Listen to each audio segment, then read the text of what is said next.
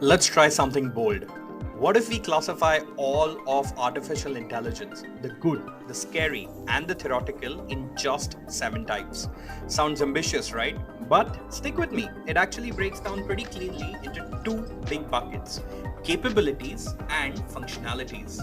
So let's start off with capabilities. And there are three. The first one, artificial narrow intelligence, also nicknamed weak AI, which honestly feels like an insult, but don't let the name fool you. Because narrow AI is the only kind of AI that actually exists today.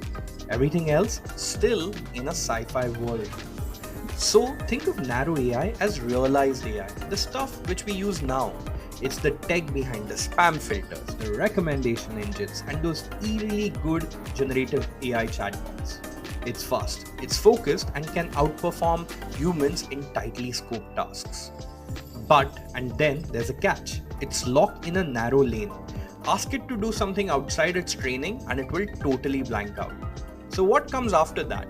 Enter the fan favorite of both Silicon Valley dreamers and Hollywood doomers: artificial general intelligence, or AGI, also known as strong AI.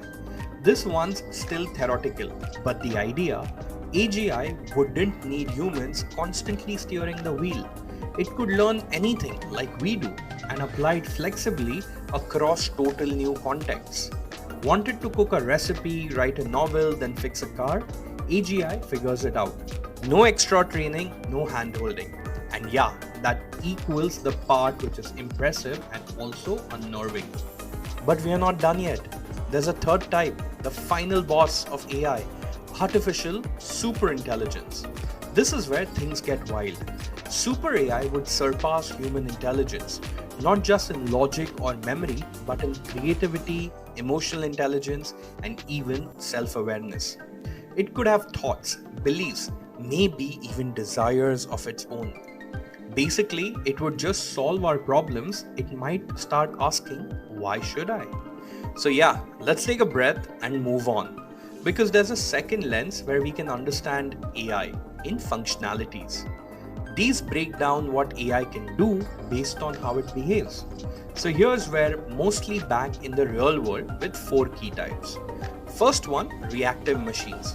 These are the OGs of AI, systems that respond to inputs with pre-programmed outputs. It doesn't have any memory, no learning, but just pure reaction. Remember IBM's Deep Blue, the chess-playing supercomputer that beat Gary Kasparov back in the 90s? That was reactive AI.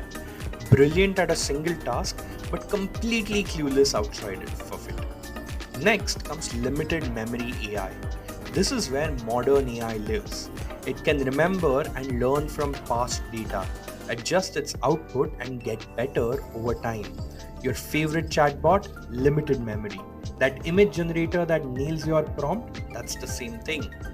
Now, when we start stepping into AGI territory, we will hit the theory of mind AI. This is still under development, but it aims to understand us, our thoughts, feelings, intentions. Imagine an AI that doesn't just answer your questions, but knows why you asked it. Think of it as emotional intelligence coded in.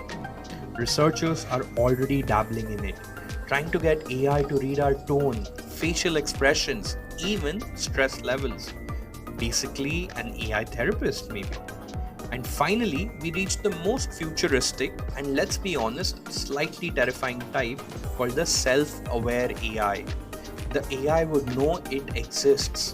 It wouldn't just understand us, it would understand itself, its own goals, its own state of mind. It could have needs, emotions, and even a worldview. That's a long way from where we are today, but definitely it's on the map. So there you have it, the 7 types of AI.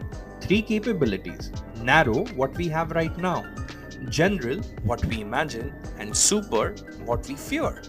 And 4 functionalities, which is reactive, limited memory, theory of mind, and self aware.